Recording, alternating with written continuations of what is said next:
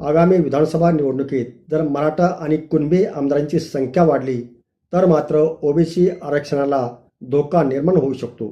विधानसभा निवडणुकीत मराठा आणि ओबीसी आरक्षणाचा मुद्दा गाजला जाईल आणि तो मुद्दा निर्णायकही ठरू शकतो, असं मत मांडताना वंचित बहुजन आघाडीचे सर्वेसर्वा माननीय प्रकाश आंबेडकर यांनी ओबीसी समाजाने एकत्रित आल्याशिवाय पर्याय नाही, नाहीतर ओबीसी आरक्षणाला धोका निर्माण होऊ शकतो, असं मत मांडताना मराठा समाजाला ओबीसी प्रवर्गामधूनच आरक्षण मिळावं ही जी मनोज जरांगे पाटील यांची मागणी आहे, त्या मागणीला शरद पवार यांच्या राष्ट्रवादी काँग्रेस पार्टीचाही प्रत्यक्ष पाठिंबा आहे आणि मनोज जरांगे यांचे जे आंदोलन आहे त्या आंदोलनाला खुद्द शरद पवारच पाठबळ देत आहेत, असा दावाही यावेळी प्रकाश आंबेडकर यांनी केला. पुढे बोलताना प्रकाश आंबेडकर यांनी पुन्हा एकदा मराठा आरक्षणाच्या मुद्द्यावरून शरद पवार यांना लक्ष्य केले. ज्या अर्थी शरद पवार हे महाराष्ट्रामध्ये मराठा आणि ओबीसी वाद चिघळत असताना त्या संदर्भातील बोलावलेल्या सर्वपक्षीय बैठकीलाही येत नाहीत, ना प्रतिनिधीही पाठवत नाहीत, मराठा आरक्षणासंदर्भामध्ये स्वतःचं मतही मांडत नाहीत, याचा सरळ सरळ अर्थ असा होतो की शरद पवार हेच मनोज जरांगे आणि त्यांनी सुरू केलेल्या आंदोलनाच्या पाठीशी आहेत. त्यांचा मनोज जरांगे पाटील यांना पाठिंबा आहे असा आरोप शरद पवार यांच्यावर प्रकाश आंबेडकर यांनी केला.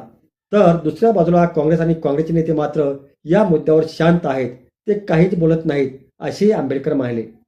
यावेळी बोलताना प्रकाश आंबेडकर यांनी एक थिअरी मांडताना म्हटले की राज्यातील आगामी विधानसभा निवडणुकीनंतर विधानसभा सभागृहामध्ये मराठा आणि कुणबी आमदारांचे संख्यात्मक वर्चस्व विधानसभेत निर्माण झाले तर नियोजनबद्ध पद्धतीने ओबीसींच्या जातनिहाय गणनेची मागणी मान्य करत जोपर्यंत आरक्षण पूर्ण होत नाही तोपर्यंत ओबीसी आरक्षण स्थगित ठेवले जाईल आणि ओबीसी समाजाला आरक्षणापासून वंचित केले जाईल आणि हे सर्व जर टाळायचे असेल तर ओबीसींचे कुणबी वगळून कमीत कमी 100+ तरी आमदार निवडून येणे गरजेचे असल्याचे प्रकाश आंबेडकर म्हणाले. पुढे बोलताना आंबेडकर असेही म्हणाले की भाजप हा ओबीसी समाजाचा शत्रू असून एकही भाजप नेता आम्ही ओबीसीच्या आरक्षणाच्या बाजूने आहोत आणि मनोज जरांगेच्या विरोधात आहोत असं मत जाहीररित्या आणि स्पष्टपणे मांडताना दिसत नाही. त्यामुळे जोपर्यंत एखादा पक्ष ओबीसी आरक्षणाला पूर्ण पाठिंबा देत नाही तोपर्यंत ओबीसींनीही त्या पक्षाला पाठिंबा देऊ नये असा सल्लाही प्रकाश आंबेडकर यांनी यावेळी ओबीसी समाजाला दिला. लोकसभा निवडणुकीत 31 मराठा आणि कुणबी खासदार निवडून आले, ते सर्व जरांगेंना भेटून तुमच्यामुळेच आम्ही निवडून आलो असं म्हणतात. त्या सर्वांनी जरांगे पाटील यांच्याशी बांधिलकी व्यक्त केली आहे, हे ओबीसींनीही लक्षात ठेवले पाहिजे.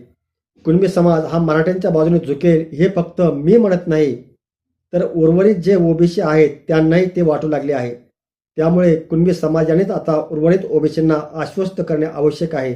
त्यांनीच आम्ही मराठ्यांबरोबर जाणार नाहीत हे उर्वरित ओबीसींना सांगणे गरजेचे आहे, असेही प्रकाश आंबेडकर यांनी बोलताना सांगितले. प्रकाश आंबेडकर यांनी केलेल्या आरोपांना शरद पवार आणि मनोज जरांगे पाटील काय उत्तर देतात हे लवकरच समजेल. सध्या तरी प्रकाश आंबेडकर यांनी मात्र शरद पवार हेच जरांगे पाटील यांच्या पाठीशी आहेत असा आरोप केला आहे. तुम्हाला या व्हिडिओमधील माहिती कशी वाटली हे नक्कीच आम्हाला कमेंटद्वारे सांगा. सोबतच लाईक करा, शेअर करा आणि चॅनलवर जर नवीन असाल तर चॅनलला सबस्क्राईब मात्र जरूर करा.